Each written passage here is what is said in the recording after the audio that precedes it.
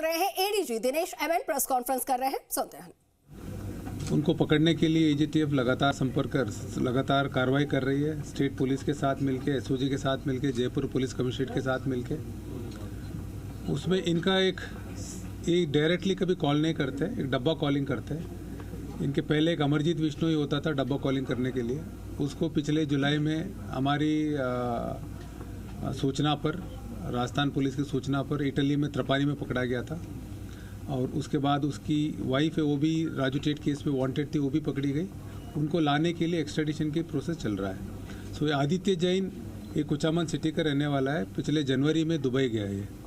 वहाँ जाने के बाद पिछले अप्रैल से शायद ये गैंग के लिए काम कर रहा है। इसका काम यही है कि जो भी कॉल होता है गैंग करते हैं, रोहित गोदारा करता है या वीरेंद्र चारण करता है, अपने किसी को थ्रेटनिंग देना है, कॉल धमकाने के लिए कॉल करना है, या किसी को हथियार मुहैया कराना है, या किसी को अपने जो फरार बदमाश है उसको शेल्टर देना है, किसी को पैसा पहुंचाना है, वो सारे कॉल डायरेक्ट नहीं करके इसके थ्रू करते थे।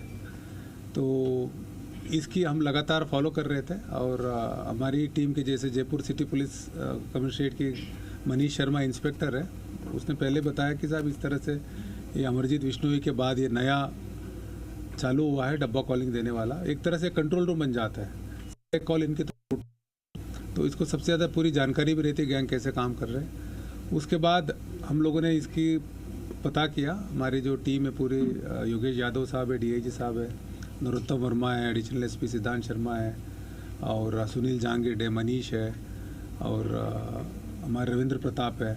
सब ने मेहनत करके सबसे पहले इसके पासपोर्ट निकाला, कहाँ है और कौन से कंट्री में वो निकाला, और कौन से सिटी में है, और कौन से एग्जैक्ट एड्रेस जब पता चल गया, उस एड्रेस के साथ हमने इंटरपोल के लिए हमने भेजा एक रेड नोटिस के लिए। तो जैसे रेड नोटिस निकला उसके बाद एलओसी वगैरह जारी हो जाता है, प्लस एक इंटरपोल रेफरेंस होता है जिसमें हमें अगर इंटरपोल को लगातार सूचना देनी है, इंटरपोल रेफरेंस के थ्रू देते रहते हैं हम लोग। जो भी एडिशनल इन्फॉर्मेशन आया, ये लगातार हम संपर्क में रहे। उसके बाद हमारे सूचना पर दुबई पुलिस ने उसको 24 या 25 फरवरी को डिटेन किया।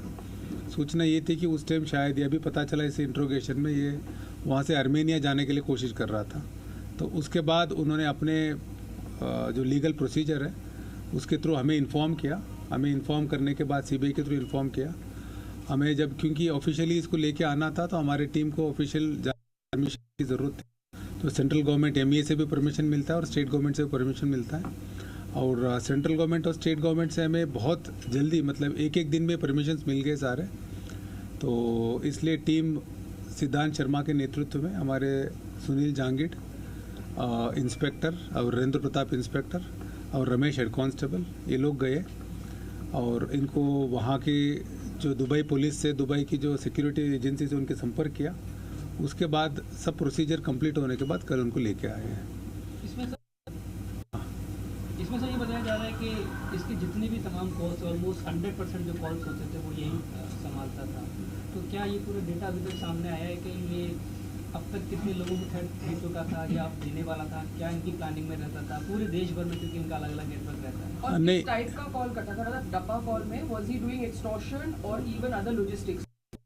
हाँ, नहीं, ये सब एक्चुअली जो भी डब्बा कॉलर होता है इस गैंग के लिए सबसे इम्पोर्टेंट होता है। वो सारे कॉल, जैसे किसी को धमकी देना है तो ये जो डब्बा जो देता है वो कभी बात नहीं करता है। वो डब्बा कॉलर सिर्फ मतलब डब्बा की कॉलिंग की फैसिलिटी देता है एक तरह से, बट उसके सारे नॉलेज में रहता है। जैसे इसकी अभी प्रारंभिक पूछताछ में आया है कि जहाँ भी, जैसे अभी जिस केस में इसको अरेस्ट किया है, एक ना कुचामन सिटी का केस है, किसी को धमकी दी थी उसमें अरेस्ट किया है, उसमें इसको नॉलेज में था। और इसके अलावा जैसे धमकी देना भी, प्लस गैंग के कई हथियार इधर उधर से ले जाना है, वो भी डायरेक्टली कोई अपने गैंग मेंबर से भी बात नहीं करते, इसी के थ्रू बात करते हैं, जिससे क्या वो खुद सेफ रहे। अब वो खुद सेफ रहे, अपने लोकेशन छुपा के रखे, अपने नंबर छुपा के रखे, इसके लिए इसको यूज़ करते हैं लोग। तो एक तो थ्रेटनिंग के लिए भी यूज़ होता था डब्बा कॉलिंग, प्लस अपने गैंग मेंबर्स को पैसा देने के लिए, अपने गैंग मेंबर्स कहीं छुपाना है, कोई शेल्टर देना उसके लिए, प्लस कई हथियार इधर उधर शिफ्ट करना उसके लिए, सबके लिए यूज़ होता था डब्बा कॉलिंग। आदित्य जैन और टोनी को पकड़ने में आप लोग की सबसे बड़ी चुनौती है, ऑपरेशन कितने प्लान किया जा रहा है? नहीं, सबसे बड़ी चुनौती तो ये होती है कि क्योंकि ये बात ही नहीं करता, पता नहीं चलता है कि कौन है, कौन डब्बा दे रहा है। उसके बाद इनके नंबर, ये जो भी कॉल करते हैं VPN यूज़ करके कॉल करते, ट्रेस करना मुश्किल होता है। तीसरी बात, इनकी पासपोर्ट पता नहीं चलता है। बहुत बार ये लोग अपने पासपोर्ट से नहीं जाते हैं। सबसे पहले आइडेंटिटी पता करना कि कौन डब्बा दे रहा है, उसके बाद कौन से कंट्री में है, उसके बाद उनके केसेस निकाल के रेड नोटिस लेना, लोकेट करना, ये सब चैलेंजेस है। और उसके बाद लाना, क्योंकि डिपोर्टेशन भी वो कंट्री के ऊपर ही है, वो लाना इसलिए मतलब चैलेंजिंग है। और हमारे लिए ये शुरुआत है, ये मतलब this is not the end but this is the beginning. और इससे हमें उम्मीद है कि जितने भी जो राजस्थान में जो भी इस तरह के लोग जुड़ रहे हैं, गैंग्स के साथ जुड़ रहे हैं, वो सोचते हैं कि अगर हम हमारे पता नहीं चलेगा, हम कोई किसी की थैला लेके चले जाए या कोई हथियार की डिलीवर कर दे, पैसे डिलीवर कर दे, उन सब के खिलाफ हमें इन्फॉर्मेशन भी अच्छी मिलेगी, उनके खिलाफ एक्शन लेने में भी मदद मिलेगी। और कहीं किसी को धमकी दिया अगर हमारे नॉलेज में नहीं है, उसको भी आइडेंटिफाई करके हमें एक्शन लेने में भी मदद मिलेगा। इसका बैकग्राउंड क्या है? आदित्य जैन का बैकग्राउंड कहाँ से, मतलब खुचामन सिटी से पढ़ा, फिर इनके साथ संपर्क में कैसे आया?